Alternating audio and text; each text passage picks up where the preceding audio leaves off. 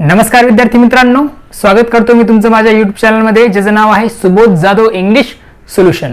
आजचा जो आपला व्हिडिओ आहे यामध्ये आपण बघणार आहोत प्रेझेंट टेन्सचा पहिला प्रकार, तो म्हणजे सिंपल प्रेझेंट टेन्स, ज्याला मराठीमध्ये म्हणतात साधा वर्तमान काळ। तर तो आता समजून घेऊया। बघा, अफर्मेटिव्ह स्ट्रक्चर। आता हा व्हिडिओ बघण्या अगोदर माझी तुम्हाला एक रिक्वेस्ट असेल की जी लिंक मी दिलेली आहे डिस्क्रिप्शनमध्ये टाइप्स ऑफ सेंटेन्स, ती तुम्ही बघा, जेणेकरून तुम्हाला अफर्मेटिव्ह सेंटेन्स म्हणजे काय कळेल। थोडक्यात सांगतो, अफर्मेटिव्ह सेंटेन्स म्हणजे होकारार्थी वाक्य। या पॉइंटवर सुद्धा तुम्हाला परीक्षेमध्ये प्रश्न येतात, त्यामुळे ते व्हिडिओ सुद्धा तुम्हाला बघणं आवश्यक आहे। त्याची लिंक तुम्हाला डिस्क्रिप्शनमध्ये दिलेली आहे। चला विषयावर येऊया। अफर्मेटिव्ह स्ट्रक्चर म्हणजे होकारार्थी रचना काय आहे, कशाची? सिंपल प्रेझेंट टेन्सची। की फॉर्म्युला काय आहे, होकारार्थी फॉर्म्युला काय आहे? तर तो फॉर्म्युला आहे यस प्लस V1 सब S plus V1 S oblique ES plus object. इथे यस प्लस ES दिलेलं आहे बघा। याचा अर्थ होतो की तुम्हाला काय करायचं आहे, तर व्हर्ब सोबत काय करायचं आहे, तर सफिक्स जोडायचं तुम्हाला यस आणि ES। कसं काय ते सगळं तुम्हाला मी सांगतोय। सर्वप्रथम अफर्मेटिव्ह स्ट्रक्चरचे एक्झाम्पल बघा। आय रीड अ बुक, जसं मी तुम्हाला सांगितलेलं आहे V1। आय हे झालं सब्जेक्ट, रीड झालं V1 आणि हे आहे ऑब्जेक्ट। मी पुस्तक वाचतो। वी प्ले क्रिकेट, आम्ही क्रिकेट खेळतो। सब्जेक्ट V1 ऑब्जेक्ट, शेवटी फुल stop. You sing a song, subject verb आणि हे ऑब्जेक्ट। हे झाले सिंपल प्रेझेंट टेन्सची उदाहरणं। यामध्ये तुम्हाला लक्षात ठेवायचं आहे की ज्यावेळेस वाक्याची सुरुवात आय, वी, यू, त्याबरोबर दे आणि अँड प्लुरल नाउन यांनी जर सुरुवात झाली वाक्याची, तर तुम्हाला काय करायचं, तर don't use yes oblique ES with verb. जर वाक्य सुरुवात आय, वी, यू, दे आणि प्लुरल नाउन म्हणजे अनेक गोष्टी नावाने झाली, तर तुम्हाला यस किंवा ES प्रत्यय लावायचा नाही। कशाला? या वर्बला। बघा इथे मी कुठल्याही प्रकारचा प्रत्यय लावलेला नाही। समजलंय? कशाने? तर या 5 गोष्टींनी जर वाक्य सुरुवात झाली तर। या उलट लक्षात घ्या, when a sentence starts with he, she, it and singular noun, जर वाक्याची सुरुवात he, she, it आणि सिंग्युलर नाउनने होत असेल, तर त्यावेळेस तुम्हाला काय करायचंय, add suffix yes or ES to main verb. त्यावेळेस तुम्हाला काय करायचंय, जो काही मेन वर्ब आहे वाक्यातलं, त्याला तुम्हाला काय लावायचंय, yes किंवा ES हा प्रत्यय जोडायचा आहे। केव्हा जोडणार आहात तुम्ही? ज्यावेळेस वाक्य सुरुवात होईल ही, शी, इट आणि सिंग्युलर नाउन ने झाली तर। उदाहरण बघूया। He sings a song, sings a song, sing हा झाला मेन वर्ब, त्याला आपण काय जोडलेलं आहे, येस प्रत्यय जोडलेला आहे। बघा इथे आपण जोडलेला नाही, वरती इथे जोडलेला आहे, कारण वाक्य सुरुवात झाली आहे हीने। ही नंतर मेन वर्ब आहे, त्याला येस हा प्रत्यय जोडलेला आहे। शी वॉचेस अ टीव्ही, आता वॉच ला आपण काय केलं, ES जोडून दिलेलं आहे। She watches a TV. Sneha gives a party, ते येस लावलेलं आहे बघा। गिव्हला आपण गिव्स केलेले अ पार्टी, म्हणजे इथं आपण येस किंवा येस प्रत्यय लावणार आहोत ज्यावेळेस वाक्याची सुरुवात ही, शी, इट आणि सिंग्युलर नाउनने होईल त्यावेळेस। ओके, समजलंय? हा असेल तुमचा पहिला नियम, जो असे आहे अफर्मेटिव्ह सेंटेन्सचा। चला आता पुढचा रूल बघूया, तो म्हणजे निगेटिव्ह सेंटेन्सचा। सिंपल प्रेझेंट टेन्सचा दुसरा रूल तो असणार आहे निगेटिव्ह स्ट्रक्चर बद्दल, नकारार्थी वाक्याबद्दल। नकारार्थी वाक्याचं स्ट्रक्चर आपल्या समोर आहे, ते म्हणजे subject plus do oblique does plus not plus V1 plus object. Do oblique does नंतर आपण नॉट वापरणार आहोत, त्यानंतर V1 आणि ऑब्जेक्ट। डू आणि डज केव्हा वापरला, त्यासाठी मी एक तक्ता बनवलेला बघा। हा लक्षात असू द्या तुमच्या कायमस्वरूपी, तुम्ही नोटबुकमध्ये लिहून घ्या, किंवा मग तुम्ही याला लिहून तुमच्या भिंतीवर जिथे तुम्ही अभ्यास करता तुम्ही तिथे लावू शकता। बघा, डूचा वापर तुम्ही करणार आहात नेहमी आय, वी, यू, दे आणि प्लुरल नाउन नंतर। जे हे शब्द यांनी जर वाक्य सुरुवात झाली आय, वी, यू, दे आणि प्लुरल नाउन, तर त्याच्यानंतर तुम्ही डू लिहिणार आहात। ओके, नकारार्थी वाक्यामध्ये। आणि जर वाक्य सुरुवात ही, शी, इट आणि सिंग्युलर नाउनने झाली, तर तुम्ही लिहिणार आहात डज। सोपं आहे, इथे लिखापटीचं आपण काम करणार नाही, फक्त हा तक्ता तुम्ही लक्षात ठेवायचा आहे चांगल्या प्रकारे। ओके, एक्झाम्पल दिले बघा। She does not help him, does not, does नंतर नॉट टाकतोय आणि शीने वाक्य सुरू झाले तेव्हा आपण इथे डज घेतलेले आहे। She does not help him. Okay, ती त्याला मदत करत नाही। Vikas does not ask a question, Vikas प्रश्न विचारत नाही। विकास हे नाउन आहे, सिंग्युलर नाउन, तेव्हा आपण इथे डज घेतलेला आहे। त्यानंतर बघा, I do not watch a TV, आयने वाक्य सुरुवात झाली तेव्हा आपल्याला डू तिथे घ्यायचं आहे. I do not watch a TV. आता देने जर सुरुवात झाली they do not watch a TV. We do not play cricket. आम्ही क्रिकेट खेळत नाही. वाक्य सुरुवात वीने झालेली आहे त्यामुळे आपण इथे काय घेतलेलं आहे, डू घेतलेलं आहे. ओके, वाक्य सुरुवात यूने झाली काय, देने झाली किंवा प्लुरल नाउनने झाली काय, तरी आपण काय करणार आहोत तर तिथे डूज वापरणार आहोत. इथे जर उदाहरण घेतो आपण, समजा स्टुडंट्स, अनेक वचनी आहे, students do not play cricket, हे झाले एक्झाम्पल. अनेक वचनी असल्यामुळे आपण डूज वापरावं लागतंय. चला पुढे बघूया. आय होप तुम्हाला निगेटिव्ह सेंटेन्सचं स्ट्रक्चर समजलेलं आहे. हे नकारार्थी वाक्याचं स्ट्रक्चर आहे.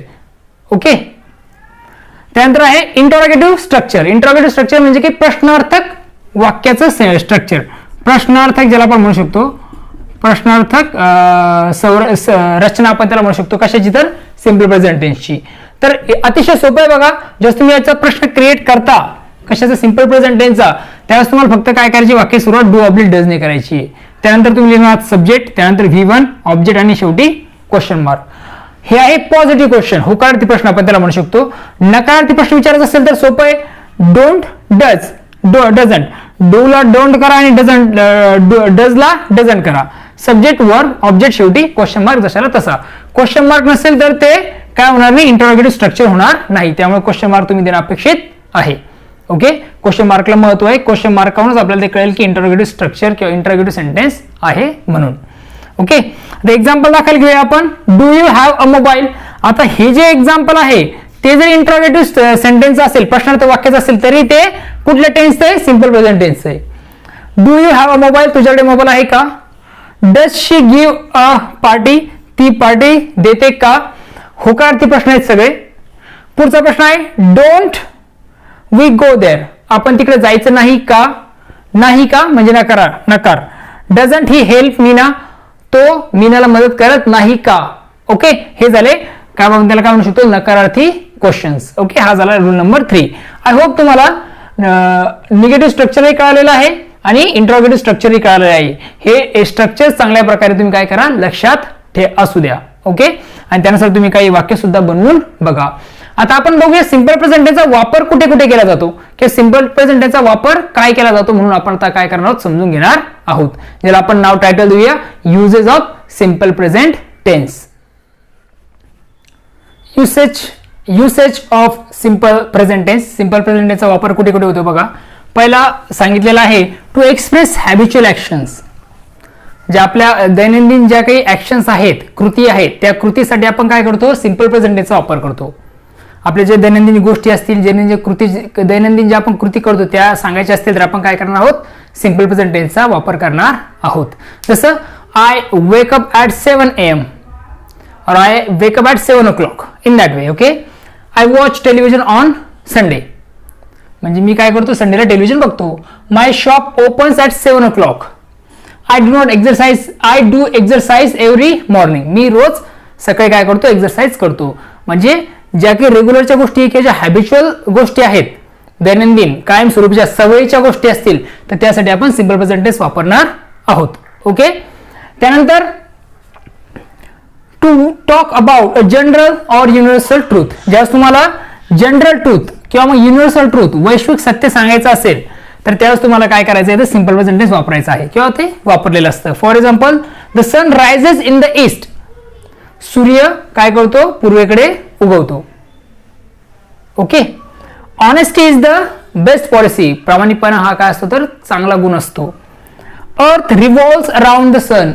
पृथ्वी जी आहे ती काय करते तर सूर्याभोवती फिरते. 2 and 2 makes 4. 2 आणि 2 4 होतात. 4 आहेत. ओके, आता हे सर्व जे आहेत ते जनरल ट्रूथ आहेत किंवा मग युनिव्हर्सल ट्रूथ आहेत किंवा मग सायंटिफिक ट्रूथ आहेत. Okay, water boils at 100 degree. Scientific truth आहे, त्यासाठी आपण काय करतो, त्यावेळेस आपण काय करतो, सिम्पल प्रेझेंट टेन्सचा वापर करतो. तिसरा रूल किंवा तिसरा युसेज जो आहे तो आहे to introduce quotes with verb says. एखादं कोट आहे ते सांगण्यासाठी आपण काय करतो, सेज या वर्बचा वापर करतो. जसं किड्स सेज. किड्स हे नाव आहे एका फेमस कवीचं. Kids says life is beautiful. Life कशी आहे तर सुंदर आहे. आता हे कोटेशन आहे, कोणी सांगितलेलं ते किड्सने, त्यामुळे आपण ते काय वापरलेलं आहे, सेज वापरलेलं आहे. Wordsworth says love is a part of life. प्रेम हे काय तर आपल्या पार्ट आहे आपल्या जीवनाचा. वर्ड्सवर्थ से, वर्ड्सवर्थ सुद्धा एक कवी आहे, तो म्हणतोय. तर इथे बघा आपण सेज वापरलेला आहे. म्हणजेच जे कोटेशन आहे ते सांगण्यासाठी आपण वर्क म्हणून सेज वापरत असतो. म्हणजे सेज हा काय झाला, सिंपल प्रेझेंट टेन्स भाग झाला. इथे वर्ड्सवर्थ किंवा किड्स हे झाले सब्जेक्ट आणि सेज झाला V1. म्हणजे हे जे आहे ते सिंपल प्रेझेंट टेन्स आहे. समजलंय? तर हे 3 रूल, आणखीन रूल बघूया. आणखीन युसेज काय आहे ते आपण काय करूया, समजून घेऊया. युसेज नंबर 4, त्यामध्ये आपण बघू शकतो बघा, टू इंडिकेट फ्युचर इव्हेंट. जो फ्युचर इव्हेंट आहे त्यासाठी आपण काय करतो, किंवा आपण एखादा प्लॅन बनवला आहे थोडासा फ्युचरचा, तर त्यासाठी आपण सुद्धा काय करू शकतो, तर सिंपल प्रेझेंट टेन्सचा वापर करू शकतो. जसं the school reopen in next month. School जी आहे, शाळा जी आहे ती पुढच्या महिन्यात सुरू होते. The exam conducts in next month. Exam पुढच्या महिन्यात आहे. He comes at night. तो रात्री येईल. म्हणजे आता बोलतोय रात्री येईल, आहे की नाही. अशा प्रकारे म्हणजे जे फ्युचर प्लॅन आहेत किंवा फ्युचर इव्हेंट्स आहेत त्यासाठी सुद्धा आपण काय करू शकतो, सिंपल प्रेझेंट टेन्सचा वापर करू शकतो. हा जो वापर आहे हा लक्षात ठेवायचा तुम्हाला सगळ्यात शेवटचा, त्याला म्हणतो कंडिशनल. जे कंडिशनल असतील त्यासाठी सुद्धा आपण काय करतो, सिंपल प्रेझेंट टेन्सचा वापर करतो. मग कंडिशनल मध्ये इफ क्लॉज साठी स्पेशली काय केलं जातं, सिंपल प्रेझेंट टेन्सचा वापर केला जातो. बघून घ्या. Simple present tense in if clause. If clause जो आहे त्यामध्ये सिंपल प्रेझेंट टेन्स, आणि जो पुढचा क्लॉज असेल मेन क्लॉज त्यामध्ये विल वापरल्या जाईल. ओके, किंवा प्रेझेंट ऑक्झिलरीज वापरल्या जातील. Example, if it rains. आता हा सिंपल प्रेझेंट टेन्स आहे, यस प्लस V1. म्हणजे इफ क्लॉज जो आहे सिंपल प्रेझेंट टेन्स मध्ये आहे आणि इथं आपण विल वापरलंय, we will postpone meeting. If clause मध्ये she studies hard. If she studied hard she will get first rank. म्हणजे इफ क्लॉज मध्ये काय केलं जातं, तर म्हणजे कंडिशनलचे जे वाक्य असतील त्यामध्ये इफ क्लॉज मध्ये सिंपल प्रेझेंट टेन्सचा वापर केला जातो. ओके, हे सर्व युसेज आहेत सिंपल प्रेझेंट टेन्सचे. आता आपण पुढचा टेन्स बघत आहोत, तो म्हणजे कंटिन्युअस प्रेझेंट टेन्स.